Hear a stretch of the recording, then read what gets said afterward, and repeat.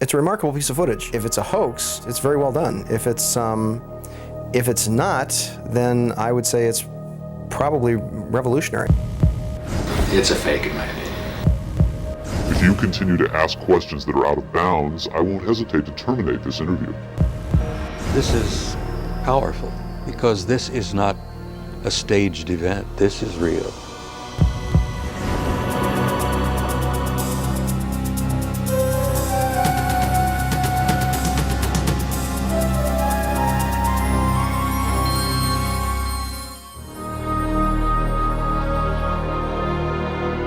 Interest in UFOs and Area 51 is at an all-time high. Last year, a highly rated TV special and best-selling home video purported to show an actual autopsy of an alien being from the famous Roswell, New Mexico crash of 1947. Many people and even some experts believed that autopsy footage was genuine. If that was indeed the body of an alien being from another world, could the footage in this program be the world's first hard visual evidence of an actual living and breathing alien being? An alien being communicating in an interview with a highly covert arm of the US government? If the footage we're about to show you is genuine, then this could very well be the most important video in the history of mankind, proving once and for all that we are not alone.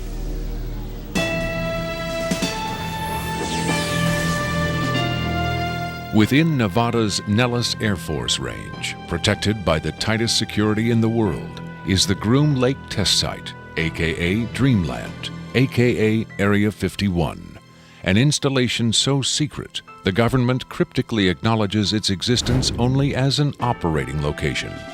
Until recently, the military flat out denied the presence of such a base. It has served as the testing ground for many secret research and development projects, such as the U-2 and SR-71 Blackbird spy planes, the F-117A stealth fighter, and now the SR-75 penetrator, the super-secret replacement for the SR-71. Every morning, a select group of specialists with high security clearances, some reportedly as high as 38 levels above top secret, arrive at McCarran Airport in Las Vegas to be flown to Area 51 aboard a Boeing 737. From the time they leave the ground until they return to Las Vegas at the end of each working day, they enter a world no outsider can ever truly know, except through rumor and the occasional shocking revelation. In 1989, a physicist named Robert Lazar went public with the stunning claim that the United States government was test flying dish-shaped aircraft of extraterrestrial origin at Area 51. Interviewed in silhouette by a Las Vegas TV reporter, Lazar, calling himself Dennis, claimed to be employed at a site on the outskirts of Area 51 known as S4, where he was part of a team attempting to back-engineer the saucers to discover the secret of their advanced propulsion system. It was a very sleek, thin-looking, flying saucer-shaped craft. There were 9 total. I only got to essentially work, back engineer, or analyze one of the craft. It's very plain. It's all one solid color, a grayish pewter color, the same color as the outside of the craft. There are no sharp corners anywhere. Every device in the craft, the seat, the amplifier housings, everything has a rounded corner on it, almost as if it was all fashioned out of wax and then slightly melted, so everything curved, even where the ceiling meets the floor on the end. Everything has a curve to it. Very, very plain, very wide open, very impractical use of space. And there are 3 levels. The lower level houses the amplifiers themselves that swing, the 3 of them. The center level is where you enter the craft, where the seats and the amplifiers are, and the top level is a small area, and I did not have access to that, so I don't know what's up there. Absolutely alien craft, there's no question about it. Well, first of all, the scope of the project was to back engineer it. If they were United States craft, we wouldn't be going backward trying to find out how they were built if we had built them. Second of all, the size of the equipment inside, the size of the seats, the materials that were in use, completely alien to us, pardon the pun, and the fuel, element 115, essentially non-existent. All these factors together, and of course the briefing information stating that they were alien craft. Along with Robert Lazar, rocket scientist David Adair is one of the few individuals who will go on record concerning his personal experiences with alien technology at Area 51. Was not of our origin. They shouldn't have let me see that. And then in the results of it, they locked me in a room. And the reason they locked me up in a room was because I wouldn't tell them any more about how the engine would function, and they started getting a little bit more perturbed about that. A former consultant to NASA and top aerospace companies, Adair claims that in 1971 he was brought in to study the engine of a downed flying saucer.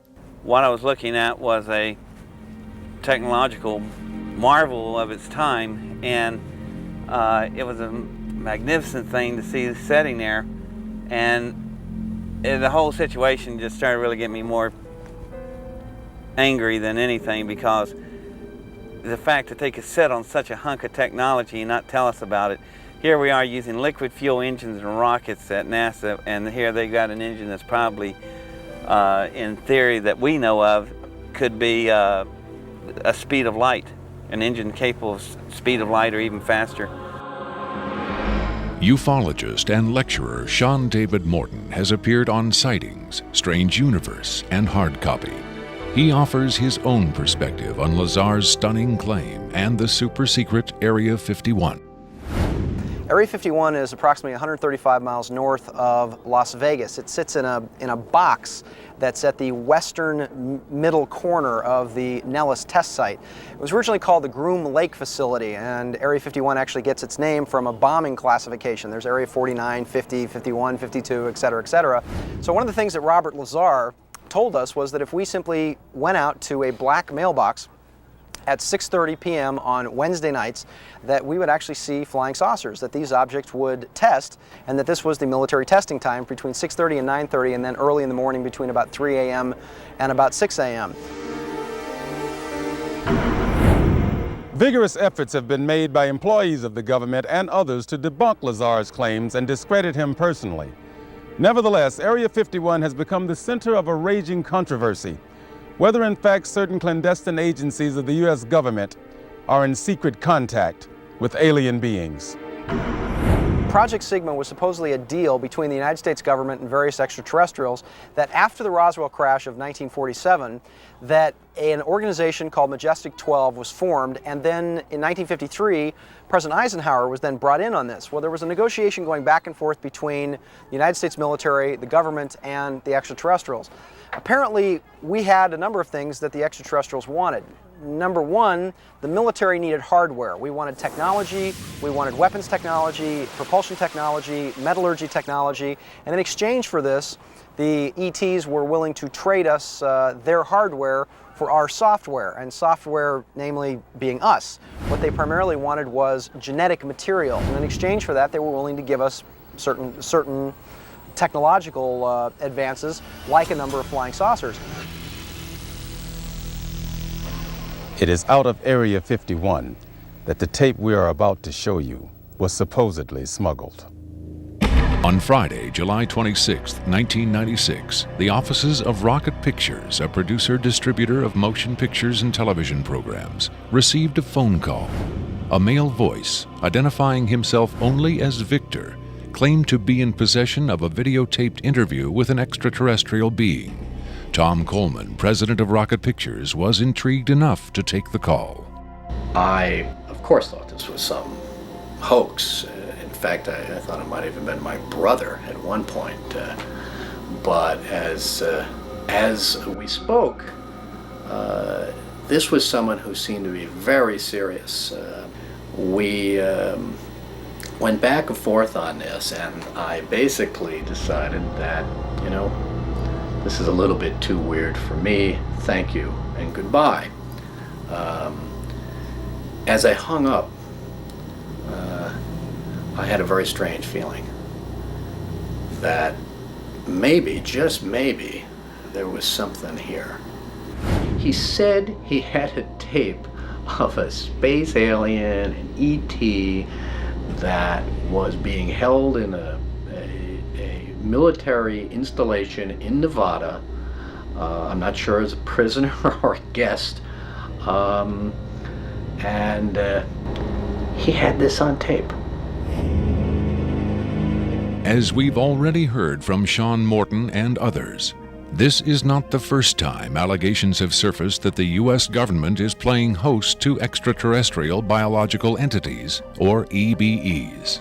The first and most famous alleged contact was the Roswell flying saucer crash of 1947. This is the incident from which the alien autopsy footage supposedly originated. But there have been persistent rumors that not all of the aliens retrieved from the Roswell crash were dead. The final fate of the survivors, if any, is unknown. 2 years later, however, in 1949, another alien is reported to have survived a saucer crash, and this being, known as EBE-1, was taken into custody and kept at a safe house. EBE-1 supposedly suffered from chronic health problems, which the doctors of the time were helpless to treat. According to a controversial, possibly fraudulent briefing document dating from the Jimmy Carter administration, EBE-1 was interviewed by means of pictographs, from which it was learned that he came from the Zeta Reticuli star system. Can we eliminate one or more of these categories from discussion? The laborious process of developing a set of symbols that could be used and understood by both human and alien amounted to the creation of a new language. If such an effort was made, it represents the greatest achievement in linguistics since the deciphering of the Rosetta Stone.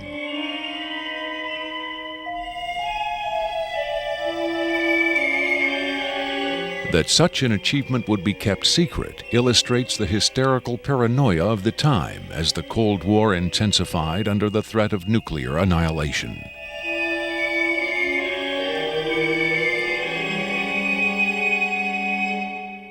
The so-called Carter-Aquarius briefing document states that EBE-1 died of unknown causes on June 18, 1952.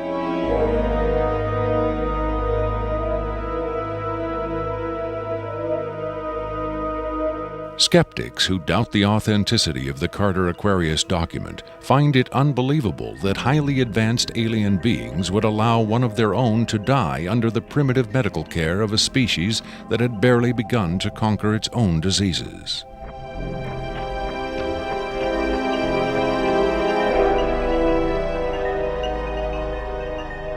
But as we will hear, there are those who claim that to the aliens, death is not a final end to be feared, but a mere transition. It was in the late 40s and early 50s that the U.S. government's policy toward UFOs was formulated. Publicly, there was Project Blue Book, which made a great show of gathering data on all the major UFO sightings, finally declaring them all to be hoaxes, mass hysteria, or swamp gas. But secretly, there may have been another policy at work. Over the years, several documents have come to light which seemingly confirm that a clandestine group, Operation Majestic 12 Group, aka MJ-12, was formed by special classified presidential order on September 24, 1947, for the express purpose of gathering information on UFOs and extraterrestrials, while at the same time keeping such information not only from unfriendly powers, but from the American public as well. If indeed Area 51 has become the nation's repository for alien technology and possibly alien visitors, then the extra-constitutional justifications for such secrecy were developed in the MJ-12 Group's planning sessions. James B. Forrestal, Secretary of Defense under President Harry Truman, is widely accused of being the mastermind behind the creation of MJ-12. Once created, Majestic may have expanded its mandate beyond what Forrestal had intended. Whatever secrets Forrestal may have known concerning flying saucers and alien visitors, that knowledge died with him when in 1949 he mysteriously plunged to his death from a window at Bethesda Naval Hospital. Though he was being treated for depression, many UFO researchers doubt that his death was a suicide and point to the sinister workings of the possibly mythical MJ-12, which in their hypothesis may have been protecting its secrecy from a man who had come to believe the people had a right to know. As late as 1989, according to Bob Lazar, the identification badges at Area 51 read MAJ for Majestic. In December 1994, a document purporting to be the Majestic 12 Group Special Operations Manual was leaked to a noted UFO researcher. It contains the following directive under the heading Isolation and Custody. EBEs will be detained by whatever means are necessary and removed to a secure location as soon as possible. There follows this disturbing amplification. Although it is preferable to maintain the physical well-being of any entity, the loss of EBE life is considered acceptable if conditions or delays to preserve that life in any way compromise the security of the operations. From the beginning of the UFO age, it seems, secrecy was always the government's prime directive. In 1988, another anonymous government source, codenamed Falcon, claimed that a second extraterrestrial biological entity, EBE-2, voluntarily became a guest of our government, allowing himself to be examined and interviewed. In this scenario, Area 51 became, for a time at least, a sort of extraterrestrial embassy, the setting for mankind's first attempt at diplomacy with beings from another world. Different sources disagree as to how communication was established.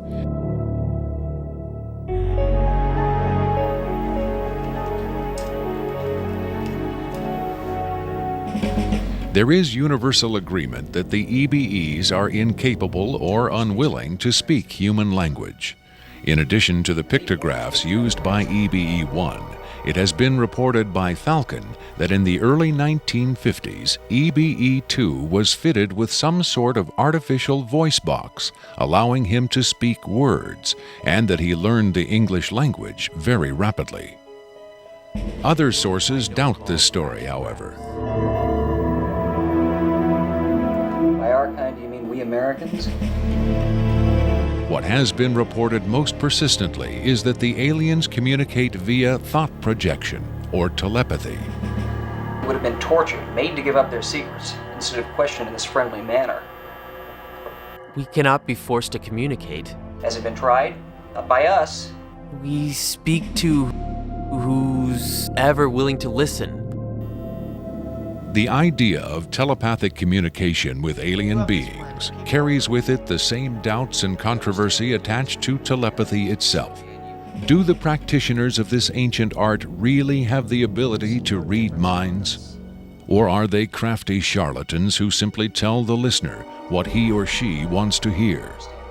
If the cynics are right, then the self-proclaimed telepaths recruited by the government in the 1950s were playing an astoundingly daring hoax by claiming to speak for the mute visitors from the stars.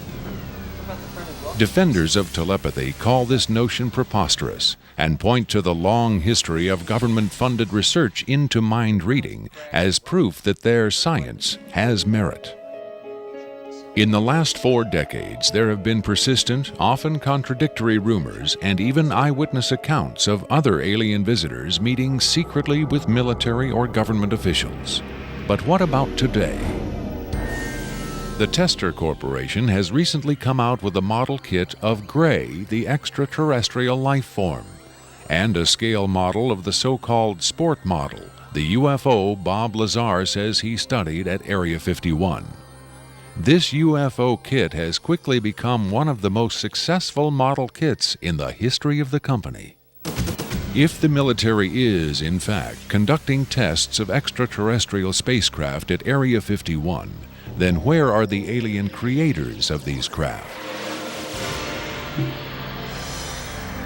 In his first TV appearance under the pseudonym Dennis, Bob Lazar was asked if there are living aliens at Area 51. Clearly nervous, he evaded the question by saying, quote, "I really want to steer away from that right now," unquote. In subsequent interviews, however, he admitted catching a glimpse of two scientists talking to a strange short figure with long arms. He also reported seeing several documents that seemed to contain first-hand information on alien civilizations. Lazar is skeptical of a claim made by Falcon that a group of EBEs have been given complete control of a separate base within Dreamland. But he does admit having read a report of a tragic misunderstanding between military personnel and alien beings in the late 70s. Lazar states that it had to do with bullets the MPs were carrying, and that the bullets might explode, possibly due to a field the aliens had generated in that area. This encounter supposedly resulted in the deaths of all the humans involved by head wounds. But if there was ever a large-scale alien presence at Area 51, Lazar saw no evidence of it doing his work at S4 in the late 80s. Is it possible that the deadly misunderstanding of 10 years earlier brought human-alien cooperation to an end? In his September 21, 1987 speech to the UN General Assembly, President Reagan himself did little to dispel the notion that this deadly misunderstanding brought human-alien cooperation to an end. In our obsession with antagonisms of the moment, we often forget how much unites all the members of humanity. Perhaps we need some outside universal threat to make us recognize this common bound. I occasionally think how quickly our differences worldwide would vanish if we were facing an alien threat from outside this world. Are the inconsistencies between various tales coming out of Area 51 evidence that these stories are lies? Or are the discrepancies the result of an intentional campaign of disinformation designed to discredit any elements of truth that may be reaching the public? If so, how does Victor fit into the jigsaw puzzle of questionable witnesses to the alien presence at Area 51? Is he a hoaxer, a government dupe, or a frightened whistleblower with the hard evidence to back up his story?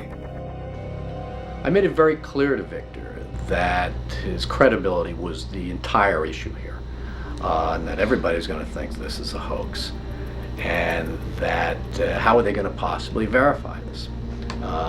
What he said was, you can do anything you want in terms of verified, any type of due diligence. He will answer whatever questions put forward. We could do whatever type of checking. We could bring in experts. We could have the tape tested. We could, in fact, he encouraged all of these aspects. He just did not want his face and his real name revealed.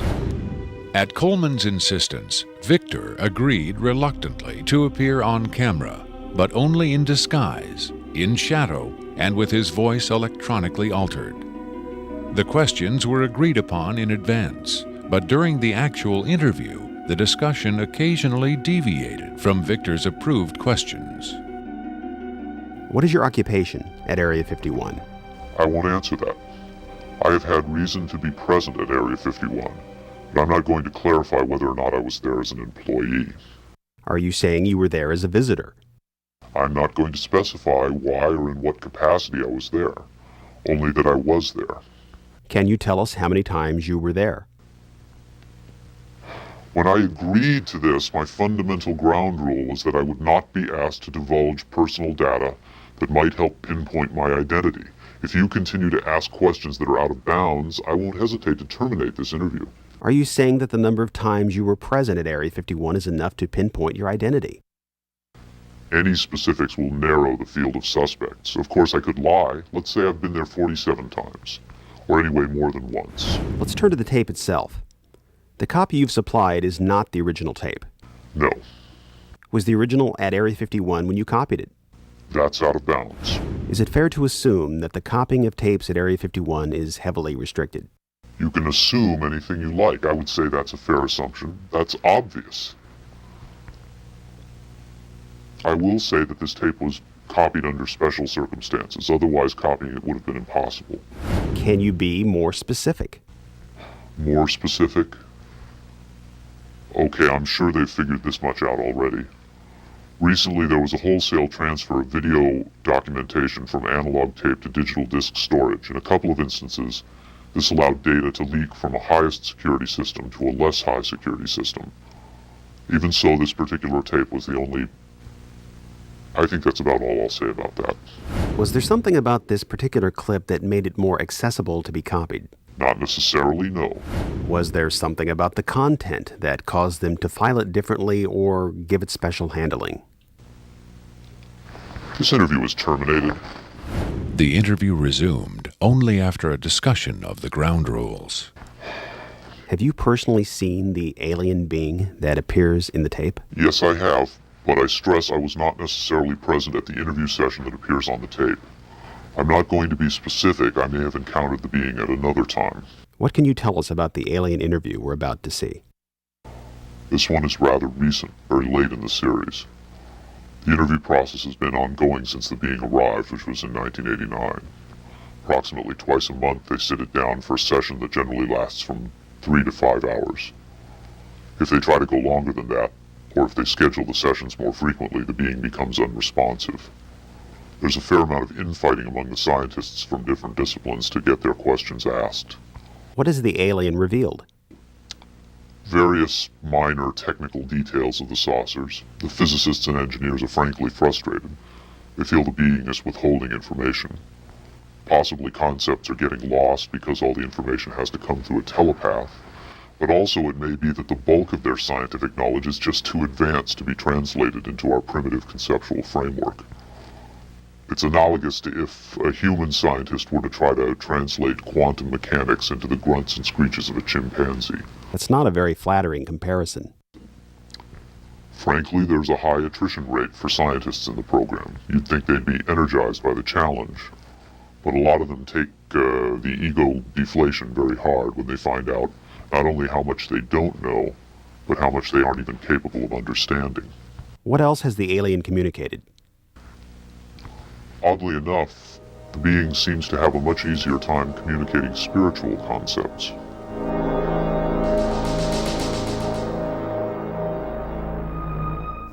The human body is a vehicle, a vessel.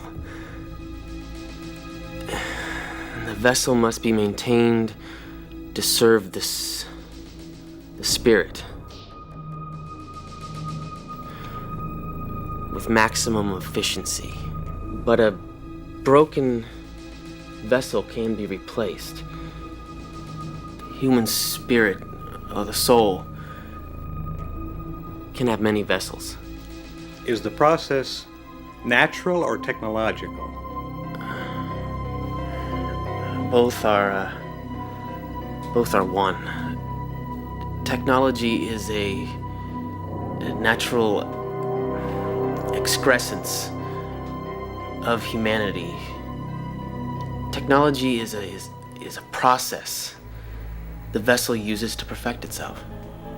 So this transference of the soul from vessel to vessel, did your kind create the mechanics of it, or is it a natural... Did it predate the intellectual creation? Before understanding must come acceptance. Then it's not technological. Well, I think what he's trying to say is that the question is meaningless.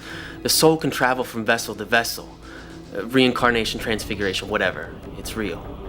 What I'm getting at is, does he know how it's done? Victor uses the term vessels to refer to the alien's conception of the body as a disposable vehicle for the soul. The UFO cult known as Heaven's Gate used the term containers in a similar context. The mass suicide of the Heaven's Gate cultists illustrates the dark side of accepting such ideas at face value. Doe, the Heaven's Gate cult leader, preach that humans can pass from container to container. The mysterious Victor, on the other hand, harbors no such belief. In his interview, recorded months before the Rancho Santa Fe tragedy, Victor made his attachment to his own earthly vessel abundantly clear. And let me just state here publicly, to head off any clever ideas anyone might be having, I have never been, am not now, and never will be suicidal.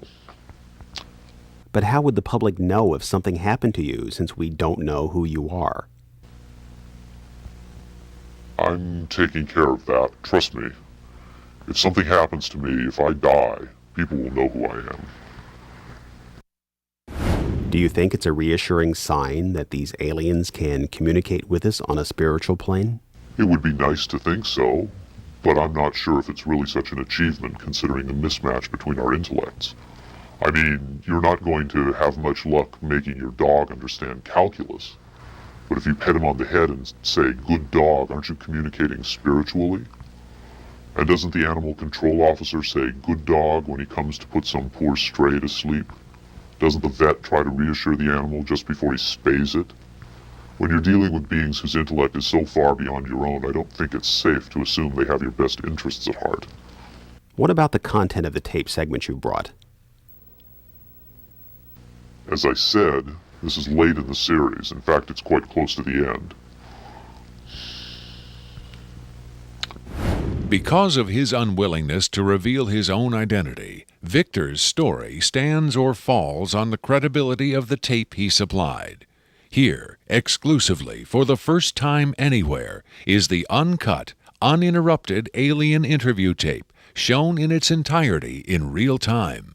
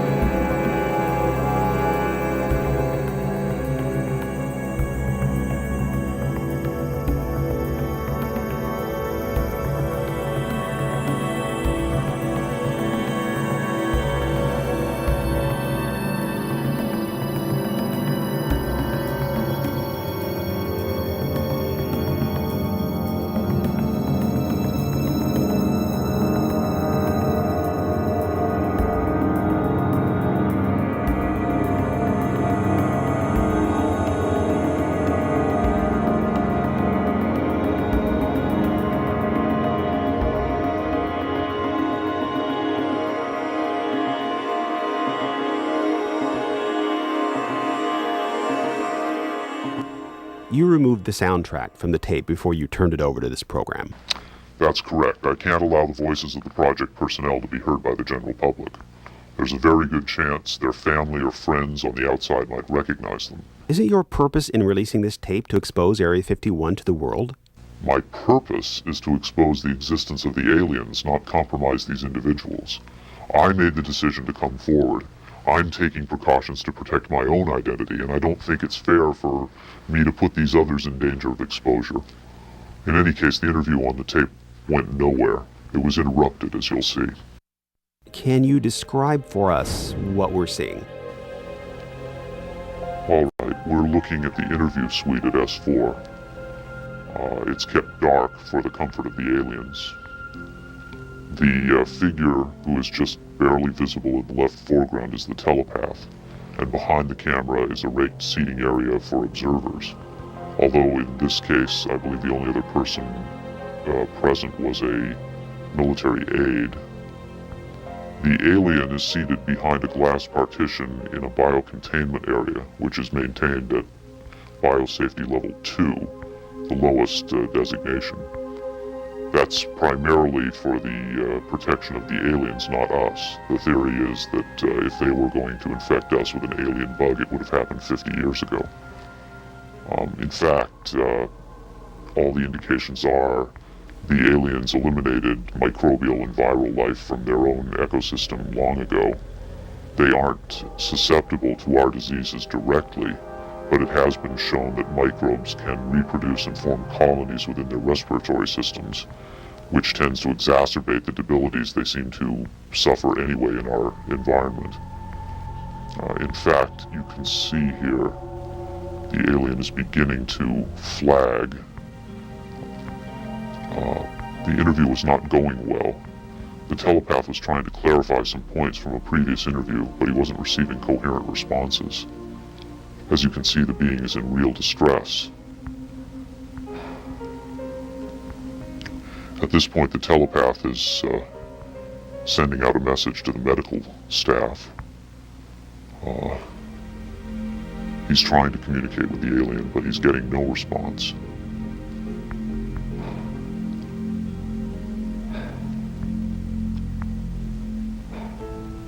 There's very little he can do. There's no direct connection between his space and the biocontainment area. That's the aide stepping in on the right. The medical staff should be there by now. They're slow in responding. There they are. I have to say the medical personnel at S4 are less than first rate. They tend to be selected for their willingness to keep secrets rather than their medical competence. By the way, he's not shining that light into the eyes. It looks that way, but in fact he's checking for hemorrhaging around the eye sockets and in the nasal cavity. I'm sorry. It's very hard for me to watch this.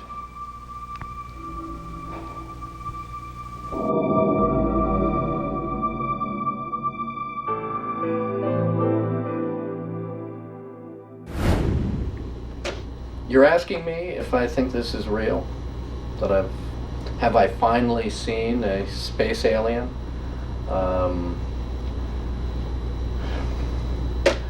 I don't know. But I do know this. I know that this is not a tricked up version like the Alien Autopsy. It doesn't attempt to distract you away from the alien. It doesn't have that cinema verite, black and white.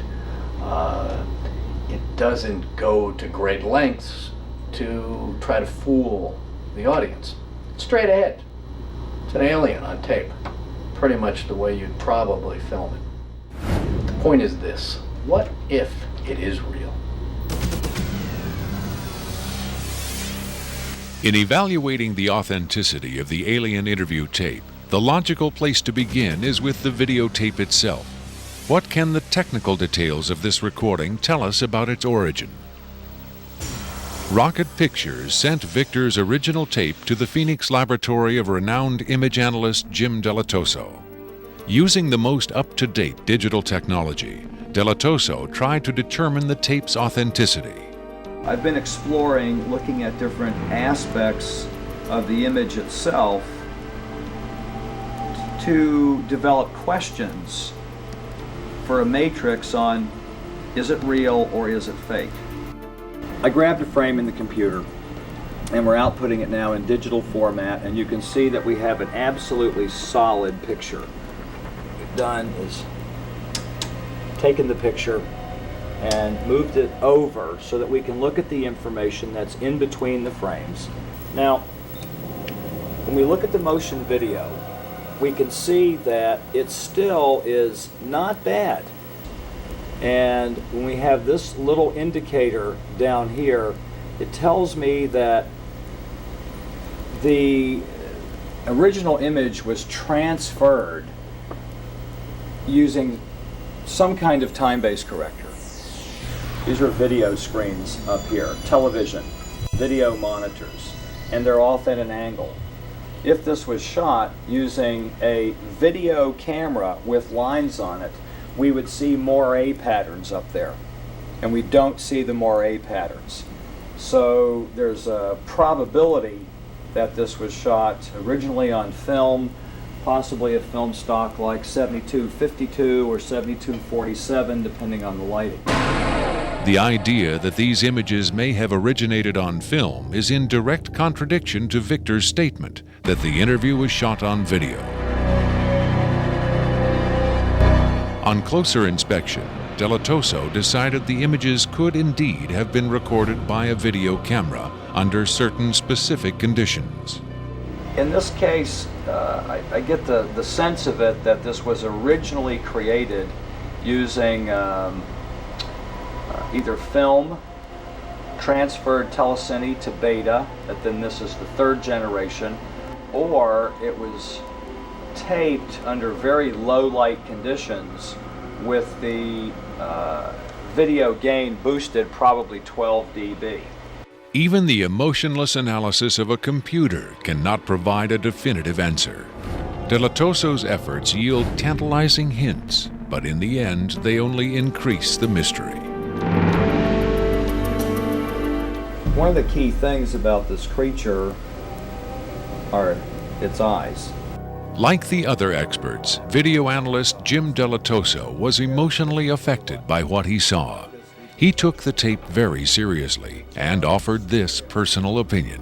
If someone faked this, I don't like these people. I think it's a bad thing for people to do, because if extraterrestrials come here, it's an incredibly important thing to understand who they are and why are they coming here.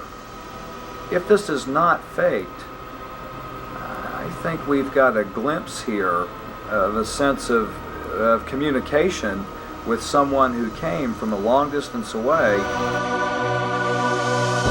When asked his opinion of the alien interview, Adair was careful to answer only in terms of his own experiences. If you're referring to the film where it's aliens being interrogated at Area 51, I don't know. I've never seen a UFO in my life. I've never seen aliens pickled in a jar or anything like that. But I know I saw an engine that wasn't from our terrestrial technology. If you're looking at an engine like that, it came out of a craft. If it come out of a craft, then that craft has occupants. So it's very logical to assume then that those occupants could still be here and they could be interrogating them, or they could have downed another craft since 1971. Makeup artist John Criswell has provided special effects creatures for many Hollywood motion pictures and television shows, such as Spaced Invaders and Babylon 5. Hired by Rocket Pictures to create the aliens for the recreation segments of this program, Criswell was very interested to finally see the real thing. By Hollywood standards, I would say it's a pretty decent puppet. Well, to be honest with you, I would love to buy this being real, but it's probably a hoax. Well, I think this is a really cool design, and it's a great concept, but I think I could have done better. Whoever did this, I mean, they could have a job in Hollywood in a minute, no problem. This one has a much creepier quality than the Alien Autopsy tape, I think. That one I definitely didn't buy just because of the way it laid on the table. There was a couple of things. This actually, whoever did this was, or if someone did this, they were very clever because it it hides a lot of stuff. So that's what makes me kind of disbelieve it a little bit. But, you know, who knows? Criswell thought the alien exhibited movements that would be difficult to fake. There are moments when this looks very real, and I don't know how they did certain little things about this. So right when I would say that it's definitely a puppet, he moves a certain way, or he'll lift up in the frame and all that, and all these little things are important to the, you know, to the character of it. Academy Award winner Rick Baker is one of Hollywood's reigning masters of makeup effects. He transformed Eddie Murphy into a 300-pound man for The Nutty Professor and has created monsters for countless films, including An American Werewolf in London and the UFO-related Men in Black. Baker dismissed the tape as a fake. Yeah, this doesn't fool me. I don't buy this. I think this is a puppet, and you've got a table in the foreground that's hiding the rest of its body. You've got some kind of whatever that instrument is in the foreground. It's also lit very mysteriously. I think if you were going to record this alien, you would want to see it, and you wouldn't want to hide it behind a table, and you would light it in a way that would show up much more than this. And this particular movement, this head-jerking movement here especially, looks very puppety to me. It looks a little overdone and very much like a guy with his hand inside this thing maneuvering it. I guess he's supposed to be ill here. Is that what's going on? It just looks like they went to a great deal of effort to hide as much of the anatomy other than the head on this puppet, and I just don't buy it. I would be willing to stake my reputation on the fact that I think this is a hoax. It's very interesting to see them. In Baker's opinion, there was no controversy at all. It's a fake, in my opinion. We could build better. We have built better, actually.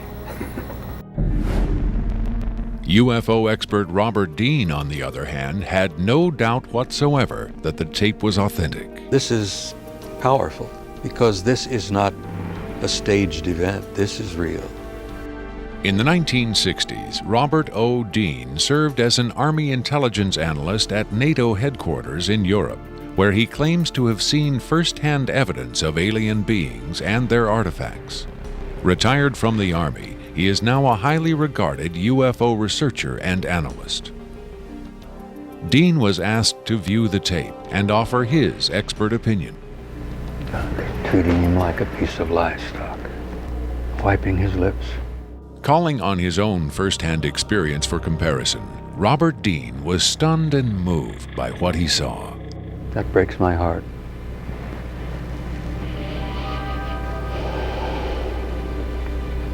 I think you've got yourself a piece of legitimate footage here, and I think you've got your hands on some pretty sensitive material. I don't know how the hell you got this. I don't know who you got it from, and frankly, I don't want to know who you got it from. But you got yourself a tiger by the tail with this footage. I would say, and I know that that's one of the things you ask of me, is that you've got yourself some legitimate footage of one of the little guys being interrogated and filmed. And there's a reality to it, and there's a sensitivity to it that literally breaks my heart. But I tell you very strongly, you've got something here that is very sensitive.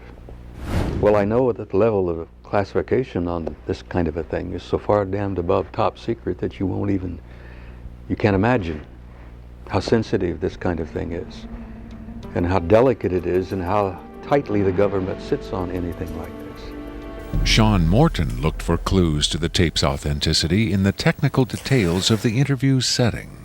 Okay, there's a couple of interesting things about the tape right off the bat. Morton tried to decipher the time code at the bottom of the screen. First off, what you're looking at in the time code is DNI, is Department of Naval Intelligence. So Department of Naval Intelligence, this would probably be a file number 27. It could be a security level, however, because security levels are supposedly go up to Q36, or the highest ones that we know about. The first interesting thing about that is that I'm noticing what looks like a medical monitor, and look at how slowly and erratic the heartbeat is. The heartbeat is literally 1, 2. It's very, very erratic, and it looks as though the heartbeat, being as erratic as it is only about, from counting that, it looks like it's about 30 a minute or so. Morton suggested an alternate explanation for the video's dim lighting. One of the unusual things about most of these particular race of aliens is they are very, very sensitive to light. So a lot of these interviews are conducted in very darkened rooms. To Morton's eye, many features of this alien dovetailed with accounts of other first-hand contactees. Another strange thing about the physiognomy of these creatures is, as well, is if you will notice that the neck itself is not at the back of the head like a human being is. The neck is actually in the center of the head, which is what actually gives it problems holding its head and its neck up. Whatever this is, it's being taken, the interview is actually being done through a piece of glass, which is probably something somebody faking the photographs probably wouldn't think about. Right there we see that the creature appears to be choking. The dark eyes, in many cases, are actually a form of lens that guards the creature against untoward sunlight. It's a remarkable piece of footage. I mean, it's very, very, very, very interesting. If it's a hoax, it's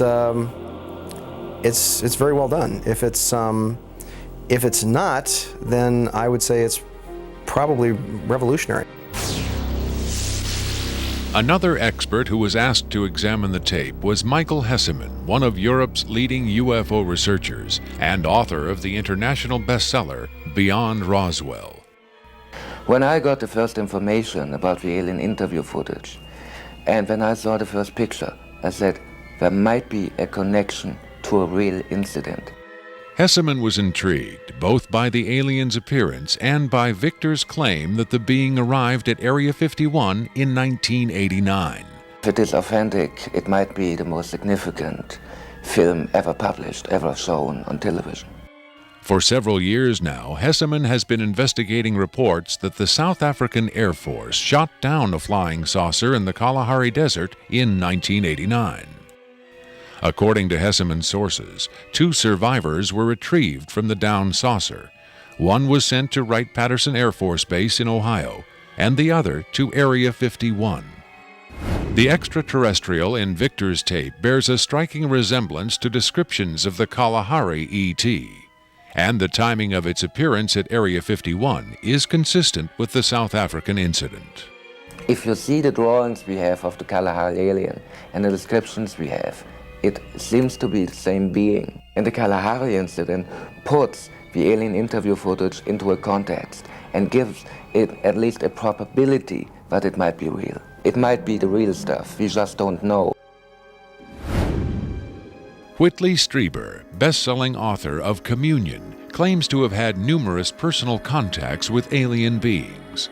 He has become the de facto spokesman for the growing number of people who claim to have been abducted by extraterrestrials. The nationally syndicated television program Strange Universe asked Strieber and several other abductees to view the alien interview tape. What Strieber saw left him profoundly shaken.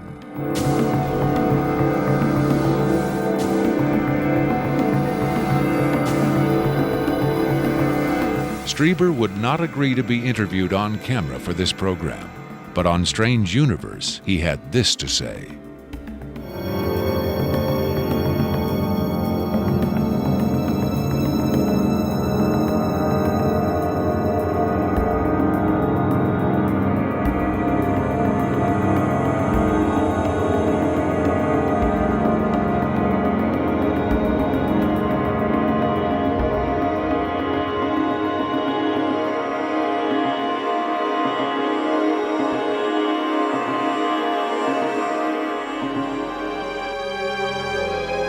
On May 23, 1997, Victor gave a radio interview on the nationally syndicated show Coast to Coast AM with Art Bell.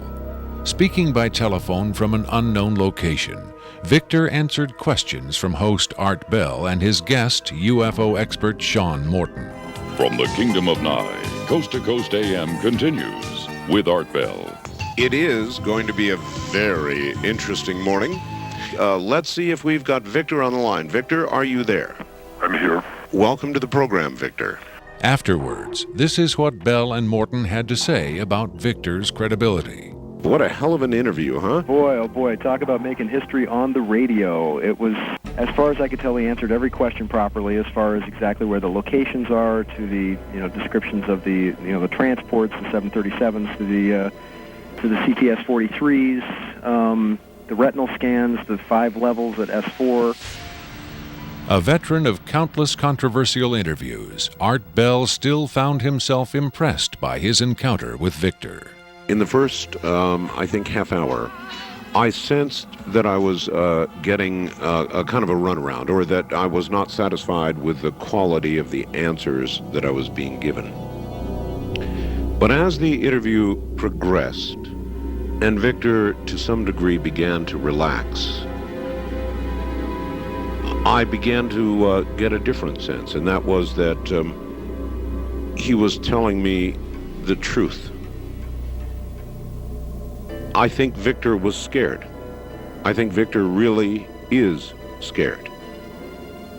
And so my judgment of the interview after about the first, maybe 20 minutes, half hour, is that we began to get some real information. It was a significant milestone. There's no question about that in broadcasting.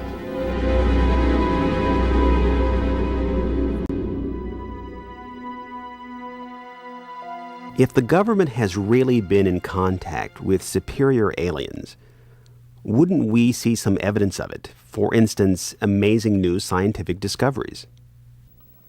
Limitless free energy? A cure for cancer?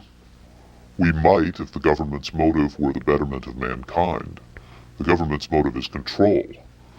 And just as much as they crave control, they fear loss of control. Knowledge is power, but power does not necessarily confer competence. The people at the top of this program are intellectually very average. They're not capable of making proper use of what's been handed to them, but they have no intention of letting anyone else ever get a chance to solve the puzzle.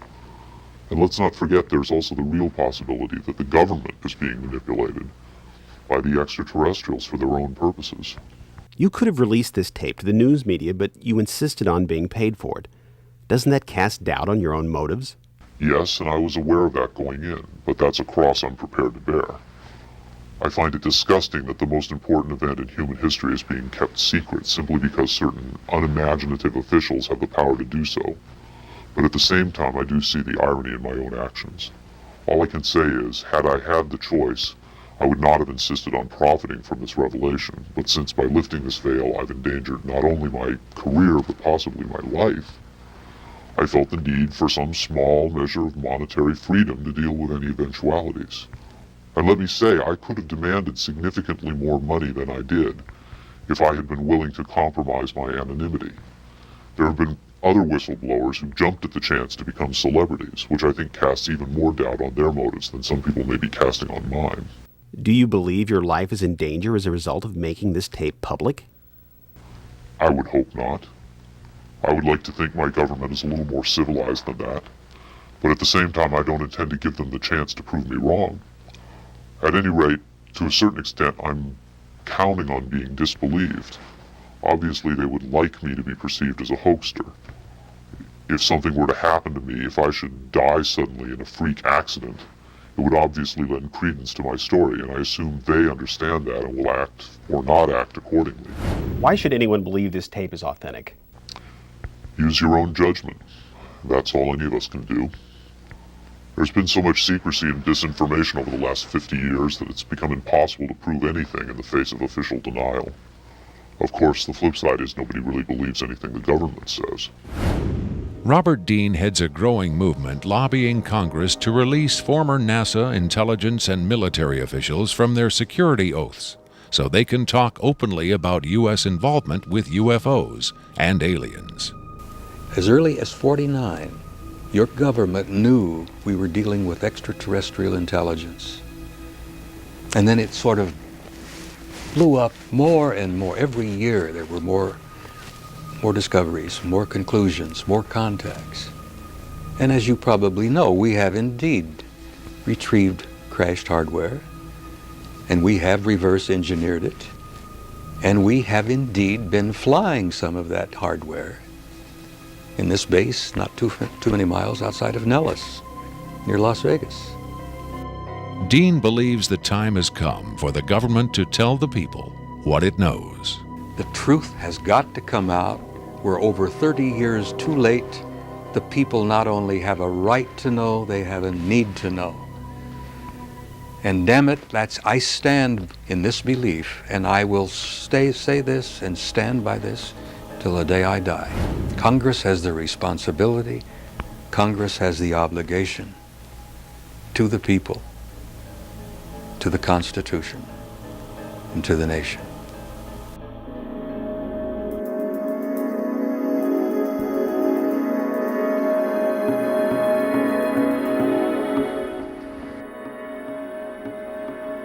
Did this alien die?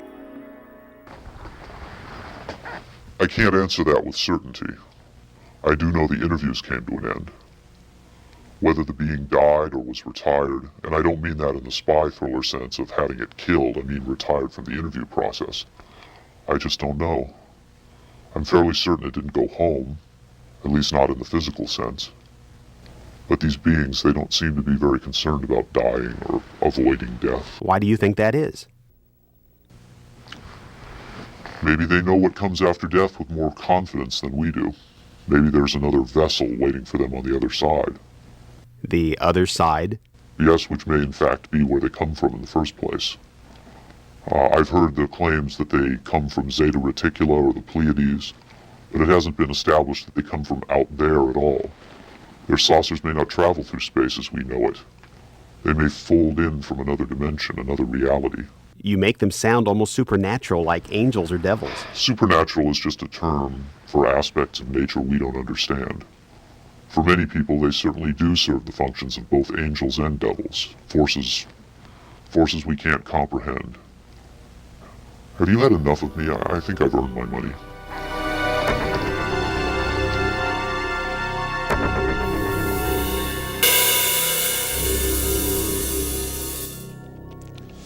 Is seeing believing? Can the images on this little tape really be what Victor claims? To even take the question seriously requires a belief in the possibility of wonder, a willingness to accept an almost unimaginable truth. It's far easier and safer to label it a hoax. I'm standing on Nevada Highway 375, America's official extraterrestrial highway, redesignated last year by the legislature in acknowledgement of the worldwide fame that has become attached to this desolate spot. Beyond those mountains is Area 51, the most widely discussed secret place on Earth. Whether as a hoax or a mind-expanding revelation, this alien interview is now a part of the Area 51 legend. There will come a day when the secrecy at Area 51 ends. When that day comes, then we will know whether this tape was real and what the true motive was for its sudden appearance. Until then, we can only speculate, investigate, and hope.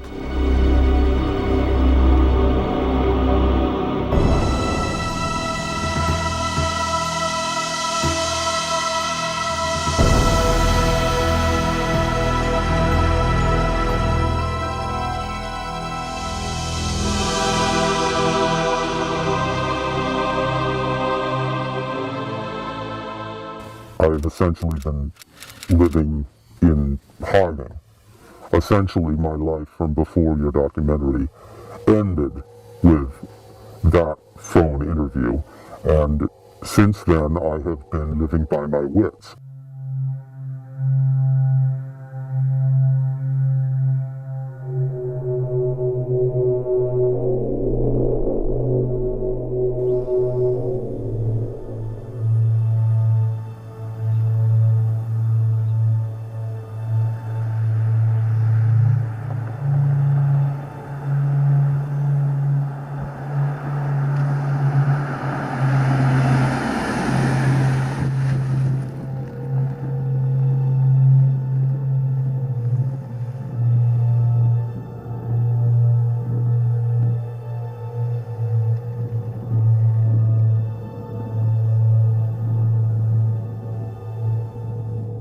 two of you, two cameras. I was under the impression that it would only be you and your camera. All right, Victor, duly noted.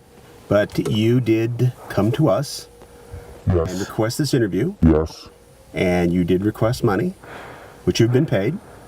Yes. Per your insistence, it was just to be me.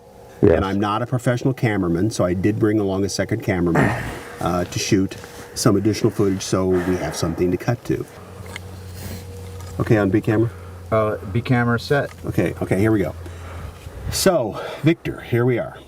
Well, I must say that I never expected to hear myself called Victor again, or to find myself in disguise in front of a camera again.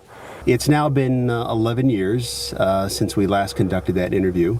Yes, the Art Bell interview you arranged for me. In May 1997.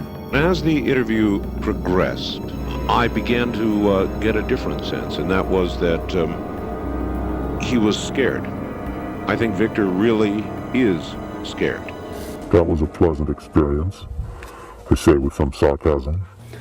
Looking back on it now, 11 years later, you didn't want to do it. I did not want to do it on the day that I did it. You and that rocket man foisted it upon me after we had made an agreement for one on-screen appearance in your little documentary, and then somehow that agreement metastasized into an ongoing series of promotional appearances, which was not part of the agreement. You agreed to do that one phone interview with Art Bell Coast to Coast to promote the video at the time. Which was a live interview, and I had made it abundantly clear that I was not to be put in a position of revealing my whereabouts in a live situation. Again, Victor, with all due respect, you knew that the Art Bell show was live. You say that now, that's not how I remember it, but in any case, it's a thing of the past. Well, in any event, you contacted us for this interview. This situation has not been of my choosing. If I came to you and requested, as you say, in fact, I find that characterization insulting. I did not request to give you information. I offered you information. Yes, I did demand payment. Certainly I demanded it. I would not have been given it had I not demanded it. You are the businessmen. You are the filmmakers, the video makers, the documentarians. You and that rocket man, you have made whatever profits have been made over the last decade off of the... I can't think of a reason why I would want to be giving you information were it not for the money. Certainly any illusions I had that my information might actually spur the government have been sadly mistaken. It's been 11 years since I brought out that tape. What follow-up has there been? Who among these so-called ufologists, these self-proclaimed investigators, show me one of them that's demanded information about S4 under the Freedom of Information Act. Show me one of them that has seriously attempted to confirm or deny the existence of the alien interview program. All they care about is talking among themselves and making videotapes, making documentaries, promoting themselves. Do you at least feel vindicated that no one has conclusively debunked the tape?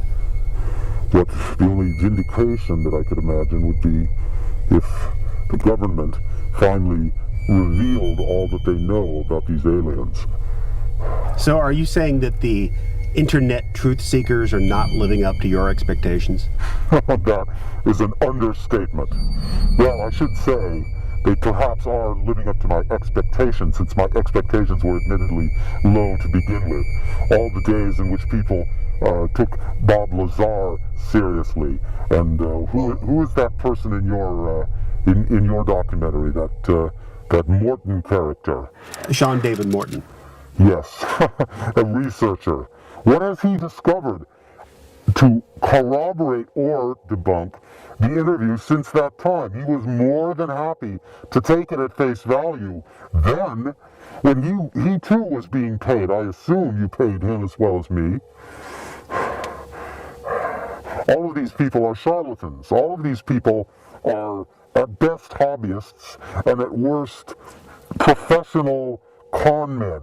Well, I'm assuming that you've seen the finished product. What did you think of Bob Dean's interview, the retired NATO commander? Well, he took the video at face value, but that was a case of being correct by accident. What about Rick Baker? Rick Baker's won Academy Awards. Rick Baker is a professional makeup artist, a makeup businessman. It's in his best interest to say that he can do much better than the real thing. And that other makeup man, the same goes for him. The John Criswell. John Criswell, yes. They both were happy to brag that they could create a more realistic alien. Fine. Well, where is it? In the Men in Black movies? In that ridiculous alien autopsy footage? Show me a more authentic alien than the one in that interview. By all means, if these makeup people are capable of creating a more realistic alien, then show me, compare it, place it before the public. These people are show people. Everything for them is hyperbole. My contempt for the viewers of your documentary over the last 11 years knows no bounds. They've been like children, mocking it, or on the other hand, credulously accepting it with no attempt to evaluate the material on its own merits, or to discover any new material to support or debunk it. This is not a joke. This is not a hoax. Certainly I'm staking my reputation on it. If an anonymous individual in a rubber mask could be said to be staking his reputation on anything, I challenge these ufologists to debunk me, discover my identity. If they really believe that the alien interview footage is a hoax, prove it. Show where it was faked. If they believe that the alien in that footage is a puppet, prove it. Find the puppet maker. If they believe that I am a hoaxer, prove it. Discover my real identity. It certainly doesn't matter to me at this point. Do you need some water? Let me say,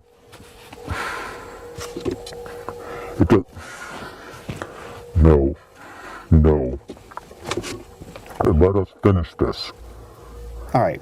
Let's move on to some new areas. How do you respond about rumors in the UFO community that Cheney and Rumsfeld have known about the EBEs since the Nixon administration? Well, certainly Cheney knows everything there is to know within the government. There's not much that is kept secret from the general public that Cheney does not know. As for Rumsfeld is a bombastic clown, but he has certainly shown quite a bit of interest in new technologies, shall we say. I will say this to those UFO researchers who seem to be sitting on their hands waiting for someone else to bring them information. If you do your research and discover where Rumsfeld was in the middle of March of this year, I think you will learn a few things that perhaps you would like to know. Would you care to elaborate? No, I would not care to elaborate, and I frankly don't think that you, the producers of this documentary, would like for me to elaborate. Do you think that President Bush has been kept up to date on our ET program, or that Cheney has kept all the information from him? President Bush, now there is a puppet. There is your artificial marionette. And no one seems to be able to identify him as an artificial president. Why should they be able to recognize a real alien when they see one? President Bush is irrelevant to the process of government, and certainly irrelevant to the decision-making that goes on from the Vice President's office. While we're talking about the current administration, what are your thoughts about 9/11? I'm not going to talk about 9/11. You're not going to talk about 9/11. 9/11 is like the Bermuda Triangle. 9/11 is not part of this story. Shall we say that?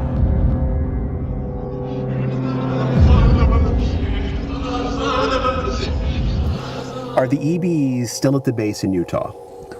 The base at Utah. In the Art Bell interview in 1997, you alluded, I believe more than alluded, to the fact that the EBEs were moved from Area 51 which has been to the stood base in Utah.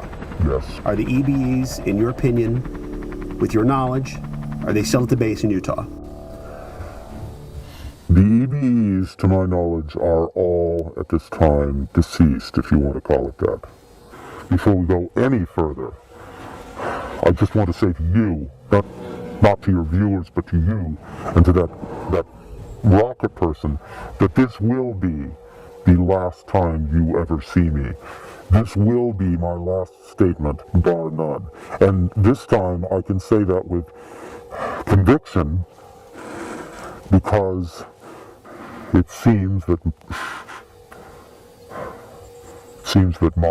this container has reached its expiration date. I am apparently not long for this world.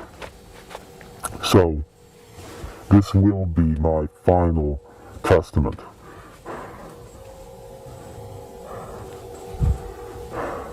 And what is your final testament?